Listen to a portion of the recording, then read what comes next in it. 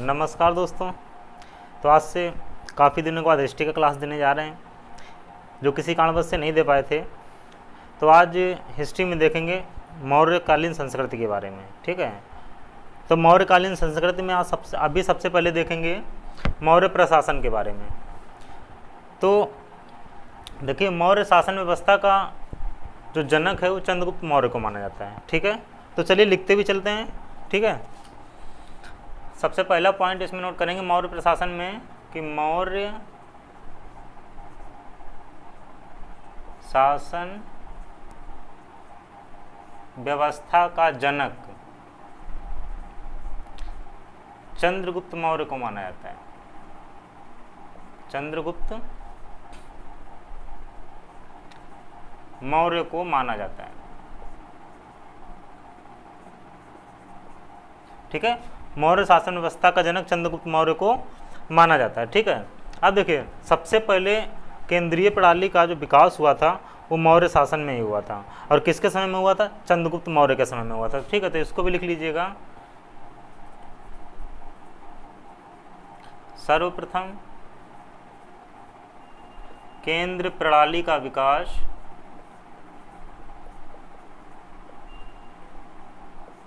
मौर्य शासन में ही हुआ था।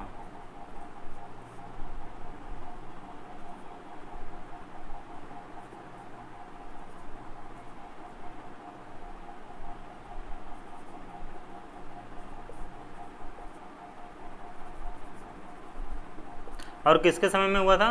चंद्रगुप्त मौर्य के समय में हुआ था। किसके समय में हुआ था? चंद्रगुप्त मौर्य के समय में हुआ था। ठीक है, मौर्य शासन के बारे में जो हमको जानकारी मिलती है वह कौटिल्य के अर्थशास्त्र,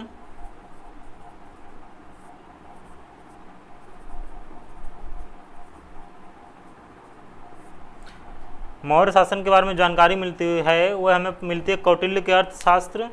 ठीक है, और मेगास्थनीज की इंडिका से।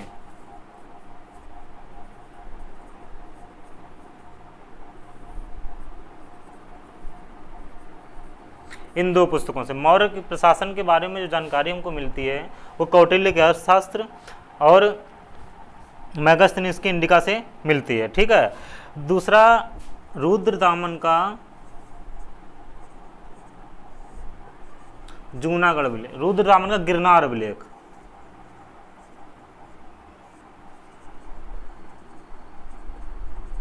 रुद्रदामन का गिरनार अभिलेख मौर्य प्रशासन के बारे में स्पष्ट जानकारी देता है। ठीक है,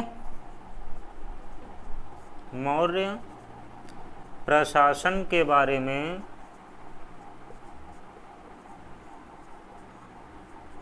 स्पष्ट जानकारी देता है, जानकारी देता है।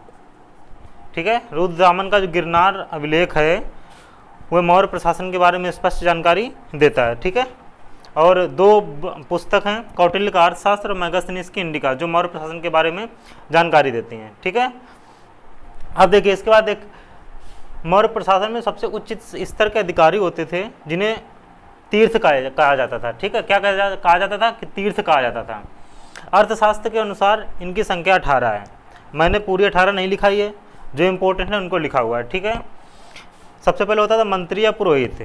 ठीक है, ये लिखा हुआ तीर्थ और संबंधित विभाग या उनके कार्य। ठीक है, तो मंत्री या पुरोहित जो प्रधानमंत्री होता था या प्रमुख अधिकारी होता था, युवराज राजा का उत्तराधिकारी होता था, सन्निधाता कोषाध्यक्ष होता था, समाहर्ता वित्त मंत्री होता था, प्रदेष्टा फौजदारी या न्यायालय का न्यायाधीश होता था, व्यावहारिक दीवानी न्यायालय का न्यायाधीश होता था, नायक सेना का संचालक होता था, दंडपाल सैन्य सामग्री का प्रबंध करने वाला अधिकारी होता था।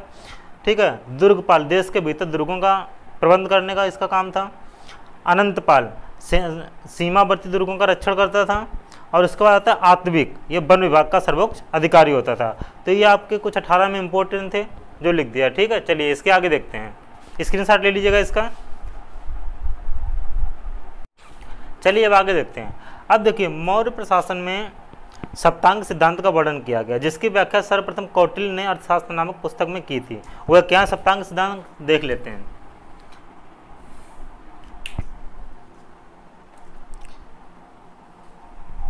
मौर्य प्रशासन के अंतर्गत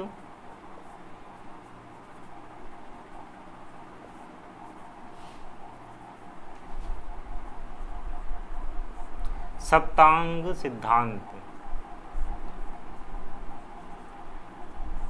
ठीक है, सप्तांग सिद्धांत की व्याख्या कौटिल्य ने किसमें की थी? अर्थशास्त्र नामक पुस्तक में की है।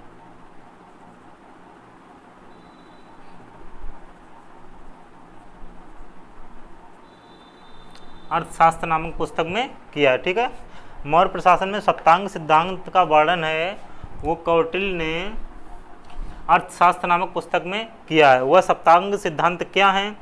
राजा, अमात्य,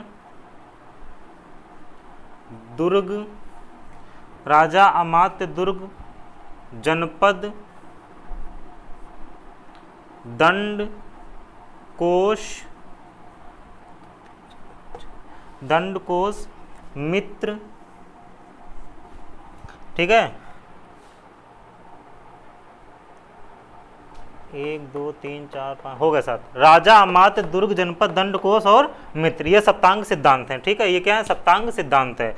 और एक पॉइंट पे लिख लेते हैं कि अर्थशास्त्र में ही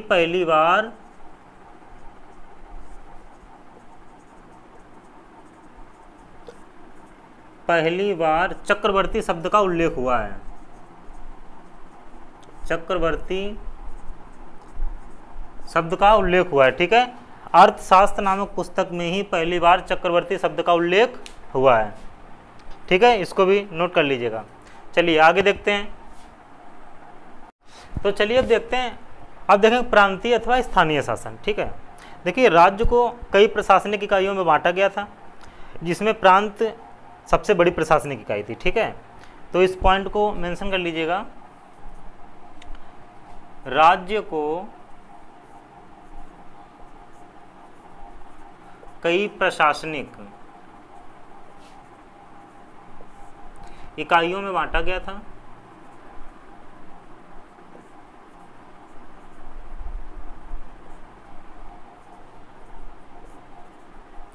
जिसमें प्रांत सबसे बड़ी प्रशासनिक इकाई थी।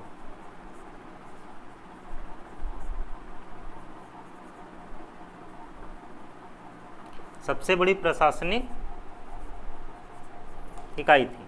ठीक है, अब देखिए अशोक के समय में राज्य को 5 प्रशासनिक इकाइयों में बांटा गया था। ये अशोक के समय 5 प्रशासनिक इकाइयों में बांटा गया था। ठीक है, तो जो इनके 5 प्रांत थे और उनकी राजधानियाँ लिखी हुई हैं। पहला प्रांत उत्तरापद था, जिसकी राजधानी तक्षशिला थी। इसके बाद अवंती राष्ट्र था, जिसकी राजधानी उज्जैनी थी। उसके बाद कलिंग प्रांत था, जिसकी राजधानी तोसली थी। दक्षिणापद, जिसकी राजधानी सुवर्णगिरी। और प्राचीन, जिसकी राजधानी पाटलिपुत्र थी। ठीक है, इसके आगे देखेंगे। देखिए प्रांतों का जो शासन जो करता था वो राज परिवार का ही कोई सदस्य होता था, जिसे हम कुमार या आर्यपुत्र कहते थे। ठीक है, प्रांतों का शासन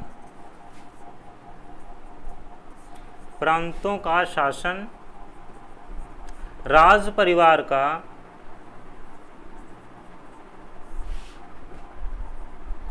ही कोई सदस्य करता था।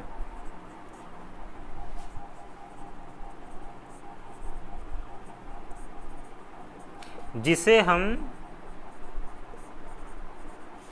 कुमार या आर्यपुत्र कहते थे। कुमार या आर्यपुत्र कहते थे। ठीक है, इसके बाद एक पॉइंट और है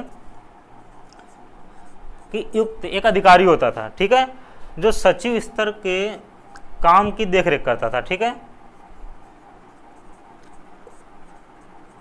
सचिव स्तर का काम के देखरेख करता था। ये युक्त एक अधिकारी था जो सचिव स्तर के काम की देखरेख करता था। तो ये आपका प्रांतीय अथवा स्थानीय शासन था। ठीक है, इसको भी स्क्रीनशॉट ले लीजिएगा फटाफट। चलिए अब आगे देखते हैं। आगे देखें समाज या प्रशासन। ठीक है, आगे देखेंगे समाज या प्रशासन के बारे में। तो देखिए मौर्य साम्राज्य की मौर्य शासन की जो सैन्य प्रणाली थी वो केंद्रीय सैन्य प्रणाली थी। मतलब इसमें सबसे बड़ा होता था वो क्या होता था? केंद्र होता था। ठीक है, तो इसकी जो मौर्य शासन की जो सैन्य प्रणाली थी वो केंद्रीय सैन्य प्रणाली थी। केंद्रीय सैन्य प्रणाली में सबसे जो बड़ा होता था, सबसे प्रमुख होता था वो केंद्र होता था। केंद्र का मुखिया राजा होता था। ठीक है, याद रखिएगा, केंद्र का मुखिया राजा होता था। केंद्र से बड़ी प्रणाली चक्र या प्रांत होता था, जिसका मुखिया प्रादेशिक होता था। उससे बड़ा मंडल होता था, जिसका मुखिया प्रादेशिक होता था। उसके ऊपर आहार, विषय या जिला, ऑप्शन में आपको एक ही मिलेगा, आहार, विषय या जिला, तीनों एक ही चीज़ें हैं। जिसका प्रशासक स्थानिक होता था, उसके ऊपर स्थानीय होता था, ठीक है। जिसके अंडर में 800 गाँव के 800 गाँव आते थे, ठीक है। या 800 गाँव, जो स्थानीय होता है ये 800 गाँव का अधिकारी होता था। इसके ऊपर द्रोणमुख आता था, ये 400 गाँव का अधिकारी होता था। उसके बाद खारपतिक आता था, ये 200 गाँव का अधिकारी होता था। संग्रहण 100 गाँव का अधिकारी होता था। और उसके बाद आता है ग्राम, जिसका मुखिया कौन होता था, ग्रामणी होता था। तो पहले होता है केंद्र, उसके बाद चक्र या प्रांत, मंडल, आहार, विषय या जिला, स्थानीय, द्रोणमुख, खारपतिक, संग्रहण और ग्राम। आपसे यदि उल्टा पूछा जाता है तो सबसे छोटा ग्राम, जिसका मुखिया ग्रामणी होता था। उसका संग्रहण 100 गाँव का अधिकारी होता था, खारपतिक 200 गाँव का अधिकारी होता था, द्रोणमुख 400 गाँव का अधिकारी होता था, ठीक है। स्थानीय 800 गाँव का अधिकारी होता था। आहार, विषय, जिला स्थानिक होता था, इसका मुखिया। मंडल, इसका मुखिया प्रादेशिक होता था। चक्र प्रांत का मुखिया प्रादेशिक होता था, ठीक है। और केंद्र का मुखिया कौन होता था, राजा होता था। केंद्र का मुखिया कौन होता था, राजा होता था, ठीक है। सॉरी, चक्र या प्रांत का जो अधिकारी होता था, ये गलत लिख गया है, ये कुमार या आर्यपुत्र होता था, कुमार या आर्यपुत्र, ठीक है। कुमार या आर्यपुत्र होता था। चक्र या प्रांत का जो अधिकारी होता था कुमार या आर्यपुत्र होता था, ठीक है। तो चलिए इसका स्क्रीनशॉट ले लीजिएगा, ये समाज और प्रशासन की है, ठीक है। स्क्रीनशॉट ले लीजिएगा। चलिए तो चलिए अब देखते हैं न्याय व्यवस्था के बारे में, ठीक है। मौर्य प्रशासन की न्याय व्यवस्था। मौर्य प्रशासन की न्याय व्यवस्था 2 भागों में बटी हुई थी, दीवानी या जिसे धर्मस्थीय भी कहते थे, फौजदारी जिसको कंटका शोधन कहा जाता था, ठीक है। न्याय व्यवस्था का जो मुखिया होता था वह राजा होता था। जो दीवानी था, इसका जो न्यायाधीश होता था वह व्यवहारिक होता था। फौजदारी का न्यायाधीश प्रतिष्ठा होता था। दीवानी में जो मामले चलते थे वह स्वाधीनता संबंधी, विवाह संबंधी या चोरी संबंधी, है ना, चोरी डकैती, जो छोटे छोटे मामले थे वो दीवानी न्यायालय में चलते थे। फौजदारी न्यायालय में हत्या और मारपीट जैसे मामले आते थे। फौजदारी न्यायालय में हत्या और मारपीट जैसे मामले आते थे। तो ये मौर्य प्रशासन की न्याय व्यवस्था है। आप लोग इसका स्क्रीनशॉट ले लीजिएगा। तो चलिए अब देखते हैं मौर्यकालीन अर्थव्यवस्था के बारे में। मौर्यकालीन अर्थव्यवस्था मिश्रित प्रकार की अर्थव्यवस्था थी, जिसमें कृषि, पशुपालक, उद्योग, वाणिज्य, व्यापार आदि पर आधारित अर्थव्यवस्था थी ये, ठीक है, आदि पर आधारित थी। तो इसमें से एक पॉइंट लिख लीजिएगा कि मौर्यकालीन अर्थव्यवस्था मिश्रित प्रकार की अर्थव्यवस्था थी। मिश्रित प्रकार की अर्थव्यवस्था थी,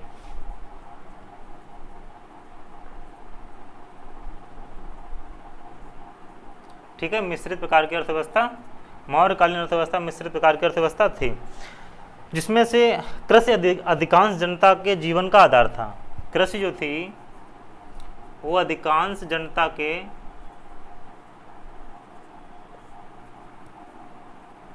जीवन का आधार थी, ठीक है।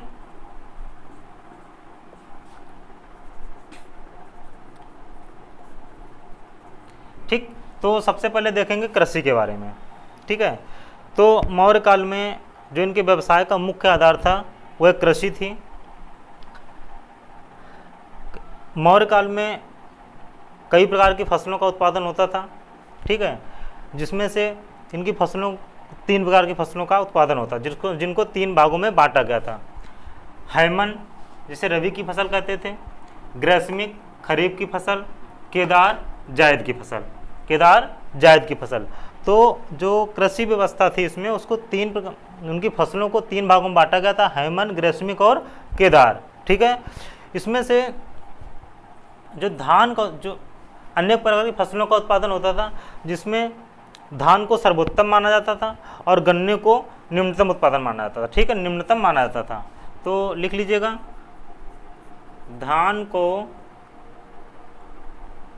धान की फसल को सर्वोत्तम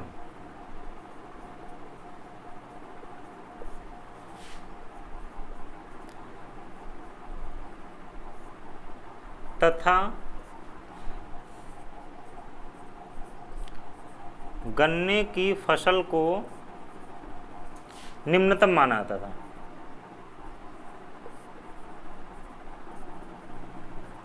धान की फसल को सर्वोत्तम और गन्ने की फसल को निम्नतम माना जाता था। कौटिल्य ने अपनी अर्थशास्त्र में, ठीक है, भूमि को 3 प्रकार से बांटा है।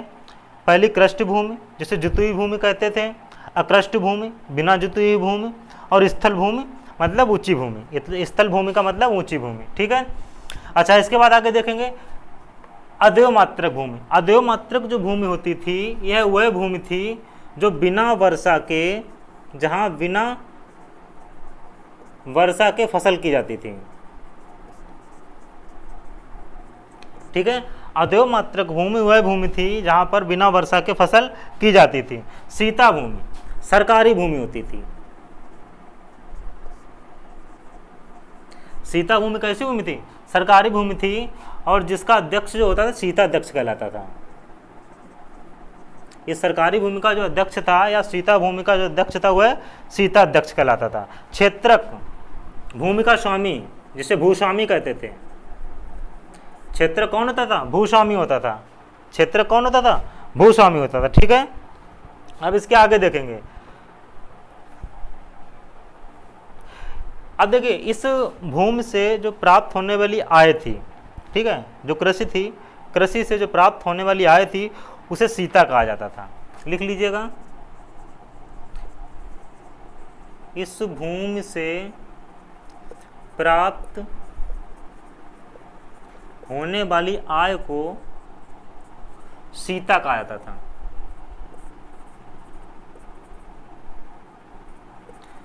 जो उपज का 1/6 या 1/4 भाग थी, जो उपज का 1/6 या 1/4 भाग थी, 1/6 या 1/4 भाग थी, ठीक है।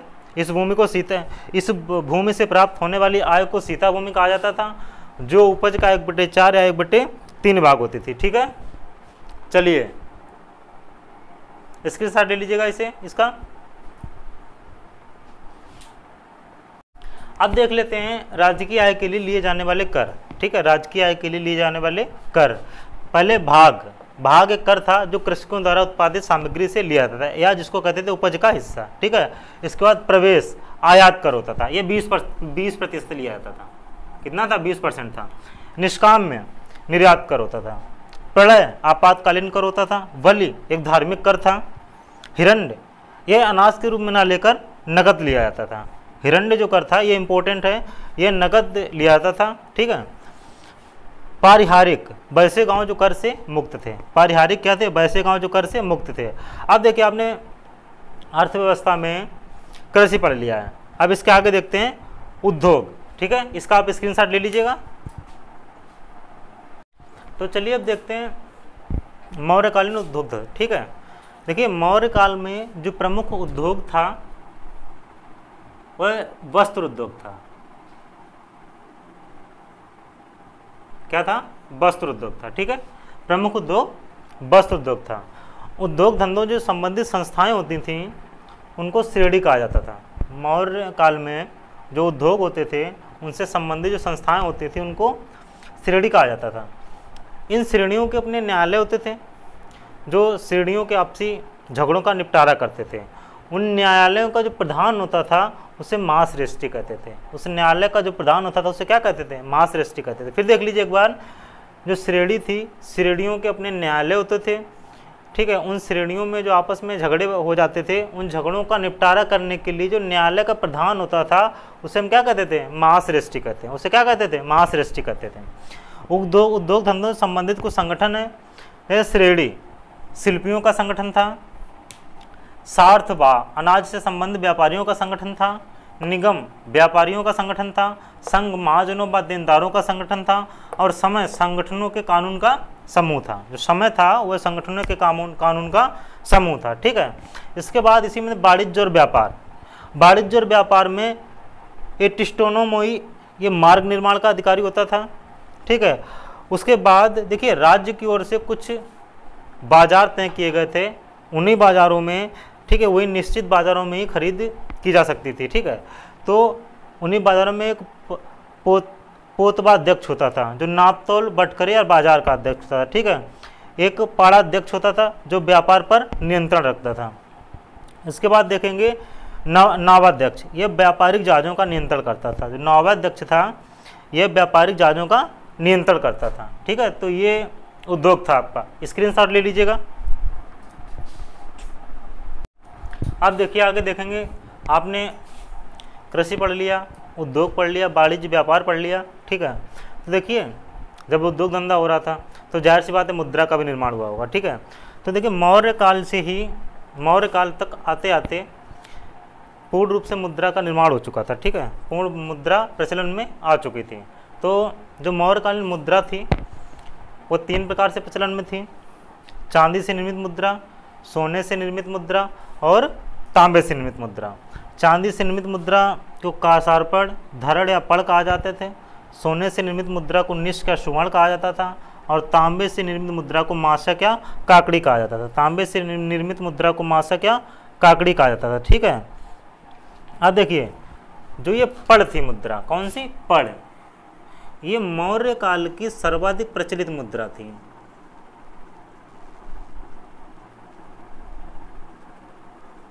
सर्वाधिक प्रचलित मुद्रा थी। पड़ जो थी वह मौर्य काल की सर्वाधिक प्रचलित मुद्रा थी, ठीक है। अब देखिए मुद्रा का निर्माण हुआ तो मुद्रा कहीं ना कहीं ढाली जाती होगी, तो मुद्रा जहाँ ढाली जाती थी उसे टकसाल कहते थे। और जो टकसाल का अध्यक्ष होता था वह लक्षणाध्यक्ष होता था। कौन होता था? लक्षणाध्यक्ष होता था। उसके बाद रूपदर्शक, यह परीक्षण करने वाला अधिकारी होता था, ठीक है। मुद्रा की जांच करने वाला अधिकारी होता था। कौन होता था? रूपदर्शक, ठीक है। अब देखिए मौर्य काल का जो वित्तीय वर्ष था ना, मौर्य काल का वित्तीय वर्ष मौर्य काल का वित्तीय वर्ष आषाढ़ या जुलाई माह से शुरू होता था, ठीक है। मौर्य काल का जो वित्तीय वर्ष था वह आषाढ़ जुलाई माह से शुरू होता था, ठीक है। तो चलिए आप लोग इसका भी स्क्रीनशॉट ले लीजिएगा। चलिए क्लास पसंद आई हो तो शेयर करें, सब्सक्राइब करें, कमेंट करके जरूर बताएं कि क्लास कैसी लगी है, ठीक है। तो आज से आपका मौर्य साम्राज्य खत्म होता है, अब आगे देखेंगे मौर्य उत्तर काल, ठीक है। तो चलिए दोस्तों कल मिलते हैं। जय हिंद दोस्तों।